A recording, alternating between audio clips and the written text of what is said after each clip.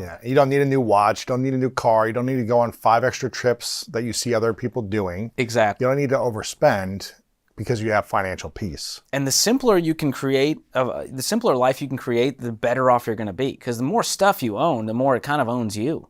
The more complicated life gets. And so, I was just hanging out with the minimalists, and we were talking about all of this stuff because we're seeing anxiety stems from the stuff around us. And the less clutter in our life, emotionally, physically, financially, the better off we are. And I've never seen someone debt-free who's like, my life is worse now that I have no debt. Mm-hmm. Not once. They always are levitating because they just have a peace about them because they're not keeping, their body's not keeping the score anymore of the debt that they owe. Do you think people have more shame around being in debt or more shame today about having an abundance of money?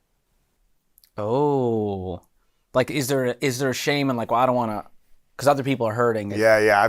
I have wealth. I figured out how to like take responsibility for my life and, pay off the debts and then start building wealth. And I've actually done it now. I spent 10, 20, 30 years of actually creating something of value, and I've been smart with my money. Now I have it, which used to be like celebrated. Like, it's like, but now it's kind of like wealth. Yeah. So do you feel like people have more shame around being in debt and broke and a victim that they don't have control of their life financially, or more shame about being rich? Well, in a culture where debt has become celebrated, I think we've lost a level of shame that we ought to have. Like back in our grandparents' days, it was not okay to owe people money. It was a goal to not owe people money. Now there's TikToks about people going, I'm $15 million in debt and I'm proud of it, and you should be $15 million in debt too. And the people who have wealth and have earned it with integrity are going like, well, I don't want to hurt anyone's feelings because everyone's upset. And at the heart of it is, I don't think it's fair that Lewis has more than me. And it's this comparison culture and mentality of, if he has something I don't, that's not fair. And, it goes into basically socialist anarchy at that point. And so the best thing we can do, whether we have people who follow the baby steps and they're whispering to us like, hey, we're millionaires. Right. They're not like owning it. They're not like shouting from the rooftops. But we live in such a weird world at Ramsey where we're celebrating people paying off debt. We're asking about income all day long. And so there's less shame in our Ramsey bubble, but it's weird that we whisper that. Why do you think there's so much shame for people that have, $100,000 or $1 million of net worth, where they can't speak about it to their friends and family openly without feeling judged, attacked, having handouts everywhere where people now you got to pay off my debts? Is that what it is, that people are just shaming people that have taken responsibility for their money? The heart behind it is there's wisdom to it.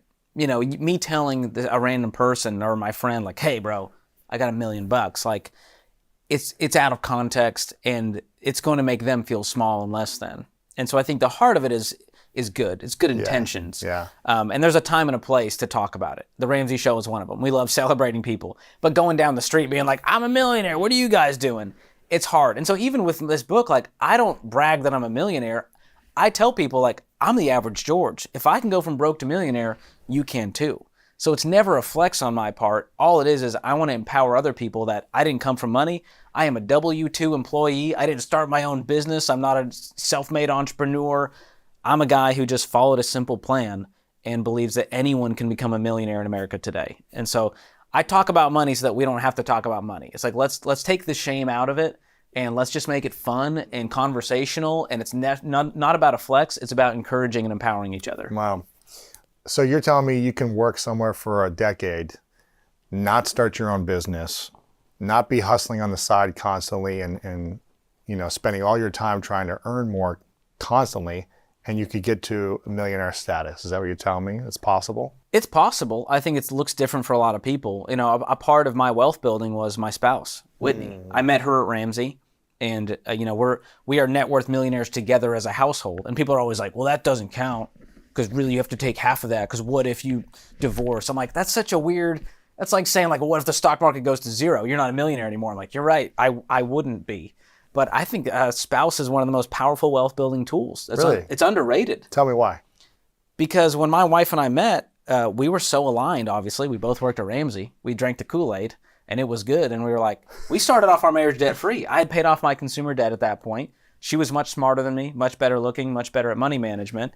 And so, like, it's a life hack to start your marriage off debt-free, Wow. already investing for the future, having an emergency fund, getting into a home, and we ended up paying off that home in 26 months because we were on the same page, got a modest home that was within our means, and we both had the goal of like, what would it be like to not have a mortgage payment in our early 30s?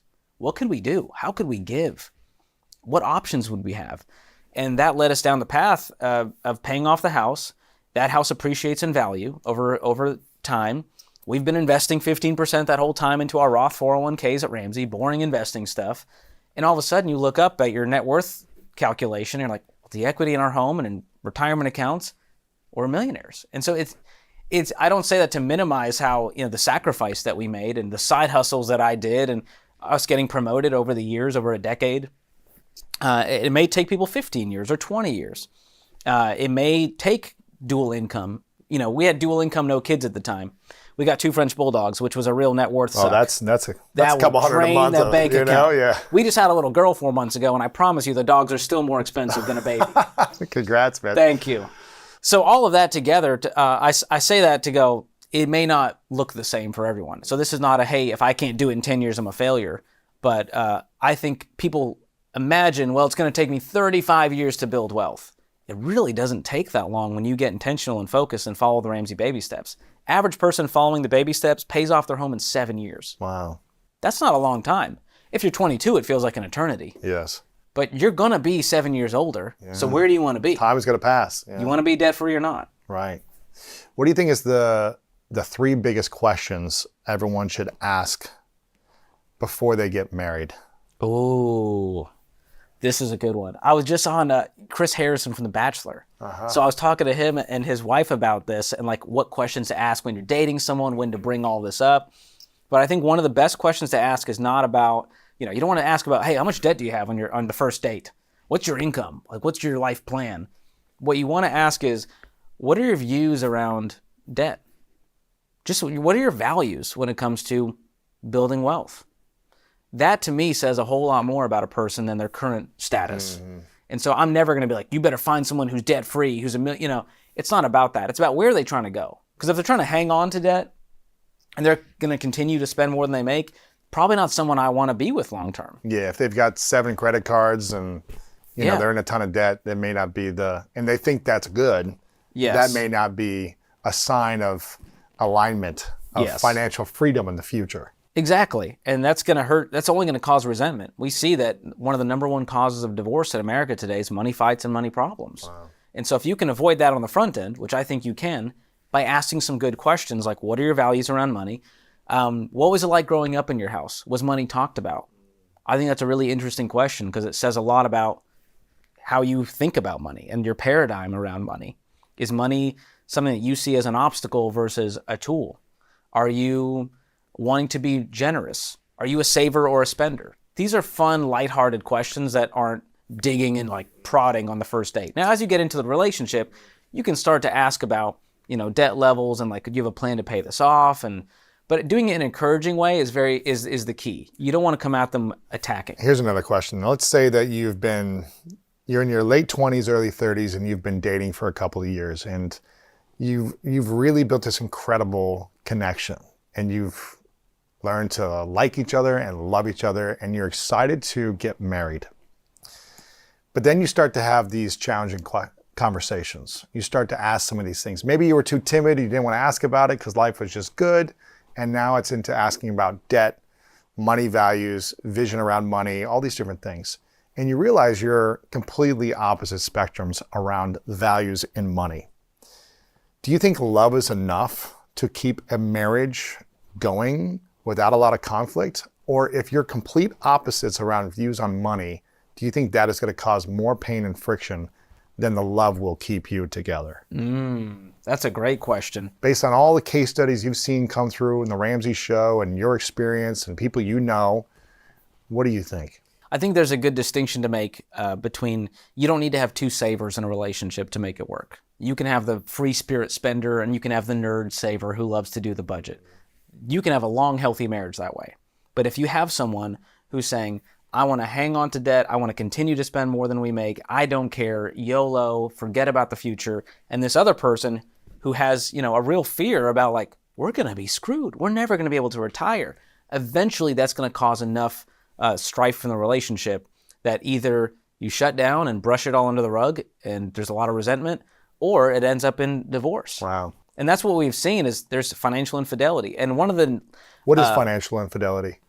Well, it's not cheating on your spouse, but it's not communicating honestly about finances. This is when you have that other account over here, and we bought this thing and I didn't tell you about it because of fear or because I knew what they would say if I bought this thing.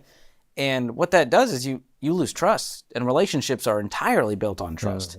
And money is a really emotional piece of that trust puzzle, and it's hard to rebuild trust. Really easy to break. All it takes is one purchase without the spouse knowing. And we've seen this time and time again on the Ramsey show where one spouse spends over here, the other spouse didn't know about it, and they're calling in going, what do I do? How do I repair this relationship? And it's less of a financial question at that point. You know, we know what to do financially, but it's how do we move forward in the relationship that's really tough. How do you repair a relationship if there's been financial infidelity? Well, counseling is always a start, and more open, honest communication together over a long period of time. Yeah. Trust is one of those things where I have to see a pattern of trustworthiness, and that takes a long time. Sometimes it can take years to fully repair that because it's always in the back of that person's mind. It could happen anytime now. Just like with a cheater, you're like, they could cheat again. We don't truly know. And so what that looks like is making that monthly budget together, combining bank accounts for transparency. And that's one of the biggest things I've seen today is people are so against combining bank accounts. I'm like, you share a bed, you share DNA, you have a baby together, but you can't share a bank account? Like, this is crazy. So they live like roommates, Venmoing each other back and forth, splitting expenses and hairs, and then wondering why they don't have a great marriage. Interesting. So the best couples I know have full transparency and communication around money. They have combined bank accounts, and they still have their independence. Lewis has his line item in the budget for fun money. It's not about control on one person's part of going, you can't spend that way. It's, we agreed Lewis has $500 to spend on shoes this month. Right. And she has $600 because that's how it should be. You know? Right. Add And some maybe self-care in there. Right. And well, maybe they have like separate bank account for personal and then like a shared combined account or something like that. Are you saying all accounts should be shared? And my wife and I have one shared checking account, and it works the same. Because when you think about a line item in the budget, that's really telling the money where it's going to go. Right. And so setting it to the personal accounts, that's fine. I think it can create a layer of financial infidelity because we don't know, wait, Lewis had all this money. I've seen this happen where they go, I didn't know you had all that money saved up in there. And here's what we've seen. They go, well, that's her debt to pay off. She's going to do that out of her own money in her own account. And so what happens is you lose the we when it comes to relationships and money, and it becomes, yeah, but that's her mistake. She's going to pay that off. And nothing builds a marriage like going, that's her thing to deal with. Like, you got to be in this together. wow. And so that's a hard thing too. One person brings in a whole bunch of debt to the relationship and you get married. Well, Lewis has been saving $100,000 in a savings account. She comes in with $100,000 and we go, that savings account for that house just turned into the pay off her debt fund. Oh, man. And that hurts. That's got to create some resentment for people, right? 100%. So how do you, that's why you got to choose wisely, I guess. That's part of it. Or know like, okay, I'm choosing this knowing my money is going to support this debt or this person's past decision-making, right? That got her in this position. You're taking that whole person on in marriage. So not just the good parts you like. You got to accept them. That's one of the reasons, you got to, most people hope for like potential for that they're going to change, but you got to accept who they are when you're getting in a relationship. That's a whole nother conversation around this. Oh, yeah. But that's a hard part that I totally understand. Yeah. Because one person worked really hard to save up this money and they were diligent and disciplined, and one person made this financial mistake probably before marriage happened, and they're still grappling with the reality of student loans and the car loan, and it hurts. But is there an amount of debt? One pile. Is there an amount of debt where love is not enough? Ooh. That one like person has $1 million in debt? Yeah, if someone has got so much medical debt. School debt. Yeah, they're $400,000 from their doctor's school or whatever it is. Then they made a poor purchase or tried to invest in something and went bankrupt with it, whatever it is. But man, you've got a connection, you've got an intimacy, you've got a shared 2 years of experiences and a love that feels really strong. And then you learn about $400,000 or $500,000 in debt. Is love strong enough to make a relationship last long term with that much debt from one person? I do think love can overcome, but I don't think it's like a squishy Hallmark feeling. I think there is such a strong partnership of like, we're going to get through this together. And my friend Jade Warshaw, Ramsey personality, she's living proof of that. Her husband and they had almost $500,000 in consumer debt. Really? And they paid it all off over 7 years. Oh, was this before they got married or together they So once they got married, they looked at all their debts and combined. They were both $500,000. messy. They were both a mess. Wow. Yeah. But to me, it wasn't just this like love will overcome. It was an alignment in our goals and where we're headed and our new values and our new identities of who we wanted to become. See, they both were at fault of their debts. It wasn't like one person was One clean. person comes in with $500,000, the other person is like, Zero. I'm doing great. Yeah. That's a much harder thing. You have to overcome it, but you also have to realize marriage is long term. So you got to think about 30 years from now. Are we really going to look back and go, well, that $500,000 really set us back? Maybe that's 7 years of your life that you've got to make different decisions, that Yes. you can't go take a trip, you can't live a life that you dreamed of. That dream has to shift. Oh, yeah. So there's a lot of like... There's a lot to overcome. Your life looks different. Yeah, but you make a decision for one person that hopefully they'll get out of this with you, right? It's hopefully they'll make better decisions, but what if they don't? What if they haven't broken the habit? What if they haven't healed their pain that's gotten them into this place? All these different things. That's right? true. So, I mean, debt, it can hurt a relationship for sure. I've also seen it where it strengthens it because it causes them to communicate on a different level. come together. We've seen the debt-free journey actually heal marriages. It's inspiring. Really? Where they were on the brink of divorce, they go through Financial Peace University, they finally get aligned about, they're running the same direction, maybe for the first time, and all of a sudden at the end they're like, well, what did all that debt-free stuff do? It helped us communicate better, get aligned, have the same vision, and what that does is create a better marriage. Right. And so I think there's a beautiful part that is underpinning all this financial stuff we do that creates transformation in other areas of life. We've seen people lose 100 pounds while on the debt-free journey because transformation begets transformation. Right. It's not just one area. It's like you have to take inventory and stock of every area of life and start being disciplined and have better habits and all these different things. It goes back to 97% believe they control their financial destiny. Once you realize you have a sense of agency and autonomy over your life, you're like, what else can't I do? Tell me I can't go run that marathon or lose 100 pounds or switch career paths. It's like an invincible feeling that's really the empowerment and inspiration behind the Ramsey Show. You build that momentum. What do you think is the thing that keeps people in a victim mentality the most around money? So one of my core beliefs, and I talk about it in the book, is that it's not all your fault, but it's your responsibility. And one of the biggest keys to staying in this victim mentality, and I understand people had some real things happen to them, and so I don't want to minimize the fact that there's people who have been hurt, and there's been trauma, and life has really happened to them. But the key is they realize it's my responsibility to move forward. I can't wait for someone else to come fix all of this. That's what I think keeps people in the victim mentality, whether it's student loan forgiveness. That's just one area that's easy to point at and go like, are you going to wait and hope that the next person running for office actually comes through with the promise to get your vote? Or you can do the hard work and work that side job and not eat out in order to create margin to pay off the debt yourself.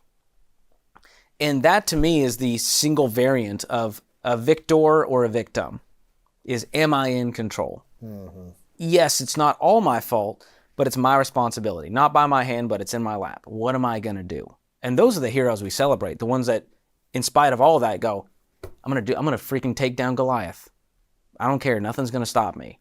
Those are the ones we want to root for. Yeah. If someone's making around $70,000 to $120,000 a year, in that range, and they feel overwhelmed with money, what is the root of that overwhelm? If they're in that $70,000 to $120,000 range, is it they're overspending? Is it they don't feel like they're keeping up with their friends? What do you think is that cause of stress and anxiety around money in that range? Well, the average household income in America is about 71 grand. And so if you're making 71 grand, you're doing pretty well. And if you're making 70 to 120 in most areas, right? Like LA 120 is very different from an Idaho 120. And so a lot of it is cost of living. Sure. But a lot of it stems from lifestyle creep. Very rarely do we start making 120. We get there over time. And you would think, well, if I just made more money, I could solve all this. I'd get rid of the debt. I'd be doing so well. But what happens is you just go, I can afford a little more payment. And I could afford a little nicer car. We can get in that house. We can afford the mortgage. We can stomach it.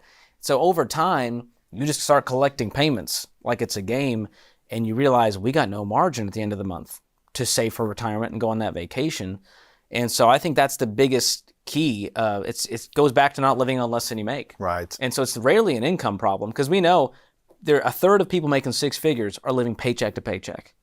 And that makes people irate. A third of people making six figures a year are living paycheck to paycheck. One paycheck month to doesn't month. show up, they're screwed. Really? That was a shocking stat. That wasn't even Ramsey research. That was outside research. We were like, that makes sense, because people calling the Ramsey show just this last week, we're taking calls from people making 190 grand, 250 grand, and they can't breathe. Why? And we go, well, you start adding up all the toys they have and the luxury cars. They got $60,000 car loan here. They're underwater on it. It's only worth 40 now. And they bought a house that was a little too much house. They bit off more than they can chew, and the mortgage payment is 60% of their take-home pay. And so you add up all that, and they got a credit card balance now, and they got the personal loan, and they still have the student loan, and all of this just compounds. And they got to fix stuff. They got to, They have no emergency fund. 4 in 10 people have $0 in savings. And so you add up all these stats, and you're going like, America has become land of the free and home of the broke. Like, how did we get here? This is an amazing country with so much opportunity. We have more time. We have the most advanced society in the world, and we have less time and money than ever before. Like, when are we going to wake up and just break free from all this and go like, this ain't working. Let's try a different way. Wow. And that's why I'm out here from the rooftops going like, here's how to do it. Break free from the system. Like, you don't need a credit. Let's ditch the credit cards. Screw the student loans. And it's a hard road to travel. It's swimming upstream, because we are so desensitized to debt in today's world. Here's a stat that I saw that you mentioned in the book. 43 million Americans carry a total of 1.6 trillion in student loans. And also the average student loan debt per borrower is almost $40,000, at an average interest rate of 5.5%. So this amounts to a payment of about $393 a month. Based on those numbers, let's do some math that will move you from sad to angry. If you pay $393 per month for 20 years, you will have paid more than $94,000 in total payments on a loan that was $40,000 at graduation.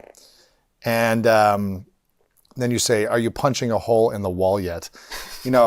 What is your thoughts on getting into a good school, taking on $20,000, $40,000 a year in student loans, and graduating with $200,000 to $400,000 in student loans? What's your thoughts on that dream that universities and colleges are selling teenage students today? Well, I think student loans and higher education has become a normalized scam in America today. And I'm very pro-education. Hear me say that. I think education is great. But I don't think going to the dream school and taking on student loans to do it has the ROI that it used to. Really? You think it's a scam? Yeah, look at college tuition. It's risen 400%. And you're like, is this still worth it? Because it's not like... Am I getting better education? Salaries haven't increased by 400%. Right. Degrees are not all rated equally. And so we tell people, only go to school if it's the only way and it's the best way. And even then, choose the most affordable school. And that might not be the dream school.